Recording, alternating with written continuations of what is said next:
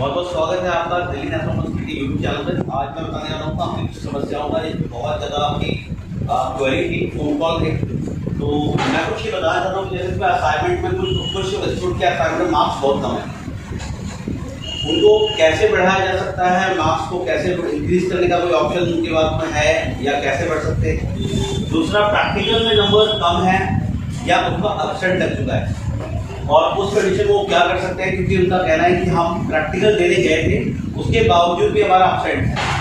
तीसरा है, आपके मेरे 34 मार्क्स हैं फिर भी मैं फेल हुई थी। अगर किसी सब्जेक्ट में 33% लाना होता है और आपके 34 हैं, या कई तो ऐसे स्टूडेंट है जिनका कहना है कि हमारे 42 मार्क्स हैं लेकिन फिर भी मैं फेल हूँ, तो इसका भी मैं एक सॉल्यूशन देने वाला हूँ। मैंने सपोज यहाँ पे क्वेश्चन है 4 नंबर पे, मैंने किसी सब्जेक्ट में पेपर दिया पर उसका रिजल्ट शो नहीं कर रहा है कि आपने पेपर भी दिया और आपका रिजल्ट शो नहीं कर रहा। तो ऐसा क्या हुआ, क्योंकि एडमिट कार्ड में आपका वो पेपर आ रहा है और उसके बाद जब आपका रिजल्ट आता है तो वो सब्जेक्ट नहीं है। तो ऐसा किस कारण से हुआ और अब आपको क्या करना है। नेक्स्ट है, पेपर दिए हैं पर 4 पेपर में पास है और रिजल्ट में एक्सेस आ रहा है। बहुत सारे ऐसे स्टूडेंट हैं जिन्होंने पेपर अक्टूबर के लिए दिया यानी कि अभी फैब में, लेकिन 4 पेपर नहीं शो कर रहे हैं, पास है और रिजल्ट में एक्सेस आ रहा है, उसे मार्कशीट क्यों नहीं मिल रही है या वो पास क्यों नहीं है, उसमें पास तक क्यों नहीं शो कर रहा है। उसका कारण आज हम जानेंगे कि ऐसे क्यों हुआ उसके हिसाब से। और 12th में बात करें, 12th में कोई स्टूडेंट है अगर उसकी पेंटिंग में 60 मार्क्स आ रहे हैं और डिटेक्टिव में 60 मार्क्स है, उसके बावजूद वो फिर भी सब्जेक्ट में या तो SYCT दिया हुआ या फेल है। ऐसा किन किन कारणों से करते हैं, तो आइए इसी के सॉल्यूशन पे हम बात करने वाले हैं। अगर इनमें से कोई भी क्वेरी आपकी है तो आज के लिए ये वीडियो बहुत इंपॉर्टेंट है। हाँ, वीडियो स्टार्ट करने से पहले बता दूं कि आपको चैनल को लाइक करना, सब्सक्राइब करना ना भूलें।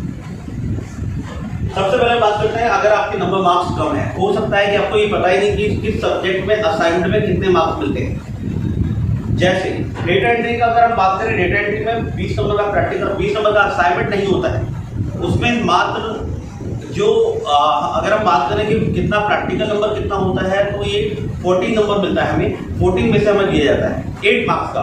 डेटा एंट्री के अंदर होता है 8 मार्क्स का, पेंटिंग के अंदर होता है 6 मार्क्स का, एंड हिंदी और इंग्लिश के अंदर होता है 20 मार्क्स का असाइनमेंट। तो ये सब्जेक्ट वाइज अलग अलग है, जो आपको पता है या नहीं पता, शायद हो सकता है ना पता हो, जिसकी वजह से लग रहा है कि मेरे मार्क्स बहुत कम है।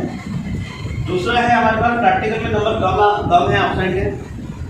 प्रैक्टिकल बहुत सारे ऐसे स्टूडेंट हैं जिनका प्रैक्टिकल में नंबर कम है और या नंबर आया नहीं है, जबकि वो प्रैक्टिकल देने गए थे। जो प्रैक्टिकल देने जब आप जाते हो तो वहाँ पर एक शीट मिलती है जो इस बात का रिकॉर्ड होता है, यानी कि इसमें अटेंडेंस लगती है।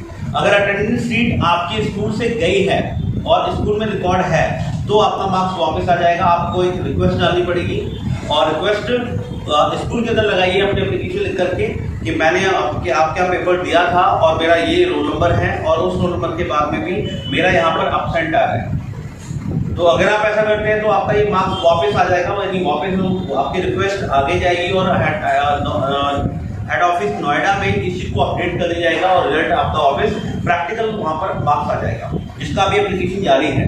अगर आपको एप्लीकेशन नहीं समझ में आ रही है, नहीं लिख पा रहे, तो एक बार हमें कॉन्टेक्ट कीजिए और कैसे फॉर्मेट है वो फॉर्मेट दे दीजिए हमसे और उसको लिख करके आगे दें। नेक्स्ट, मैंने कहा किसी सब्जेक्ट में पेपर दिया था पर उसका रिजल्ट शो नहीं कर रहा है। बहुत ऐसे स्टूडेंट हैं जिनका एडमिट कार्ड में यानी कि एग्जाम फीस भरने के बाद में हमारे पास एडमिट कार्ड आता है एग्जाम का, और एडमिट कार्ड आने के बाद फिर हम क्या करते हैं कि हम एग्जाम देने जाते हैं। सपोज आपने हिंदी का एग्जाम दिया और हिंदी का एग्जाम एडमिट कार्ड में है और आप पेपर देने गए, लेकिन जब आपका रिजल्ट आया तो हिंदी सब्जेक्ट नहीं था।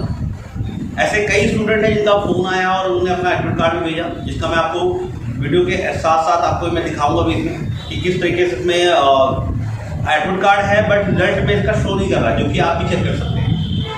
तो ऐसी कंडीशन में एडमिट कार्ड बहुत संभाल के रखिएगा, जब भी पेपर दे एडमिट कार्ड संभाल के रखिएगा, क्योंकि एडमिट कार्ड के बिना आपके पास कोई प्रूफ नहीं है कि आपने एग्जाम दिया था इसका।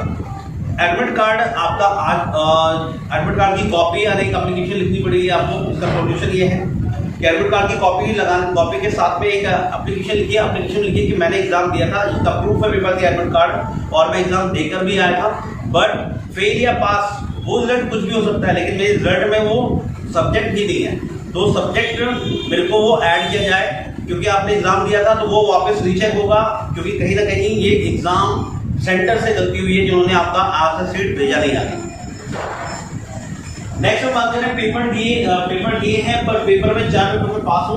ये है टीओसी केस का। टीओसी केस क्या होता है? टीओसी केस होता है जिसमें अगर आप अक्टूबर के लिए एग्जाम लेते हैं जिनमें कई सारे स्टूडेंट जो सीबीएसई से फेल हो जाते हैं या अदर किसी भी बोर्ड से फेल होते हैं, फेल होने के बाद में वो नेक्स्ट यानी कि एग्जाम अटेम्प्ट करते हैं कि भाई आपके बोर्ड में हम एग्जाम देंगे, तो उनके 2 पेपर का ऑप्शन होता है कि 2 पेपर ऐड कर लेते हैं या 1 पेपर ऐड करते हैं और बाकी पेपर दे देते हैं। तो कुछ स्टूडेंट ऐसे होते हैं जिनमें 3 पेपर ही दे चुके हैं और उसके बाद में फेल आ रहे हैं। उसका रीजन है क्योंकि 2 मार्क्स यानी 2 मार्क्स आपके लास्ट किसी भी बोर्ड की मार्कशीट से जिससे आपने पहले फेल हुए थे उस बोर्ड से वो 2 मार्क्स आपने ऐड करवाए हैं, और उस ऐड कराने के बाद में अब डिपेंड करता है कि वो हो सकता है कि आपकी मार्कशीट अभी तक पहुंची नहीं है या फिर अभी वो प्रोसेसिंग में है, और जिसकी वजह से 2 मार्क्स से 2 सब्जेक्ट के मार्क्स या 1 सब्जेक्ट का मार्क्स जो है वो वापस अभी आपके मार्कशीट में ऐड नहीं हुआ, जिसकी वजह से 3 या 4 पेपर में आप पास हो, बट जो पेपर आपने भी दिए हैं और जो मार्कशीट से ऐड होना था वो नहीं हुआ है।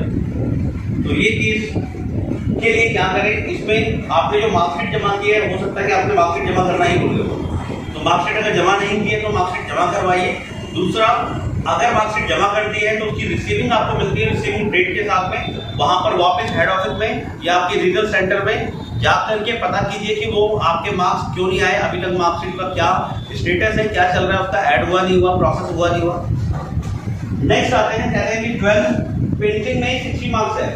कई सारे स्टूडेंट हैं जिनमें पेंटिंग में 60 मार्क्स है, 65 मार्क्स है, 72 मार्क्स है, इवन उसके बाद में भी स्टूडेंट पेंटिंग या डेटा एंट्री या किसी प्रैक्टिकल सब्जेक्ट में फेल है। अब स्टूडेंट जानता है कि 33% मार्क्स आ जाने चाहिए, लेकिन नहीं, इसके अंदर हर एक सब्जेक्ट में, यानी आपका थ्योरी का सब्जेक्ट है तो थ्योरी के सब्जेक्ट में भी आपको अलग अलग मार्क्स लेके आने होते हैं। जैसे आपका सपोज आपका 12th क्लास में हुआ और डाटा एंट्री का आपका एग्जाम है, यानी डेटा एंट्री में आपने दिया और डेटा एंट्री में आपका 55 मार्क्स आया, प्रैक्टिकल में आपका असाइनमेंट में आया 6 मार्क्स, यानी 61 मार्क्स हो गया। अब आपका थ्योरी का जो पेपर आता है, थ्योरी के अंदर आपका पेपर आता, थ्योरी के पेपर में आपको मिनिमम मार्क्स जो लेके आने थे वो 8 मार्क्स लेके आने थे। अगर आपके 8 मार्क्स आते हैं तो आप पास हो जाएंगे, अदरवाइज अगर 8 से कम रहे यानी 8 नंबर से कम होता है उस कंडीशन में आप उसमें थ्योरी में फेल हो जाएंगे। तो आपको शायद ये नहीं पता कि थ्योरी का सब्जेक्ट है उसमें कितने मार्क्स लेके आने होते हैं, जिसकी वजह से आप नहीं पता है और आप बोल रहे हैं कि फेल हो गया मैं, जबकि मेरे पास 60 मार्क्स से ऊपर था। आपके 60 मार्क्स से ऊपर से मतलब नहीं है, मतलब इस बात से है कि आपने जो थ्योरी के मार्क्स है उसमें कितने मार्क्स आपको लेके आने थे और आप नहीं लेके आए हैं और आप फेल हैं। क्योंकि हर एनएस का इस साल और लास्ट ईयर से ये रूल अप्लाइड है कि आपका जब तक आपकी थ्योरी के सब्जेक्ट में आप पार्टिकुलर में पास नहीं होते तब तक आप वो पास नहीं हो पाएंगे। और सेम पेंटिंग में भी है, पेंटिंग में भी हो सकता है आपके 72 मार्क्स से भी ऊपर हो, लेकिन जब तक आपके थ्योरी में आपके 8 नंबर नहीं मिलते हैं तब तक आप उसमें पास नहीं हो सकते हैं।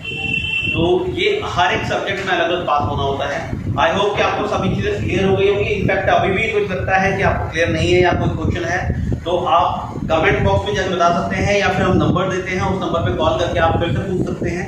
आई होप कि मैं अपनी साइड से जितनी चीजें क्लियर कर सकता था मैंने की है। अगर फिर भी आपको लगता है कुछ क्लियर नहीं है, अच्छा इसमें कौन चीज आपका पूछे कि मेरा 4 टाइम एक्स आ रहा है।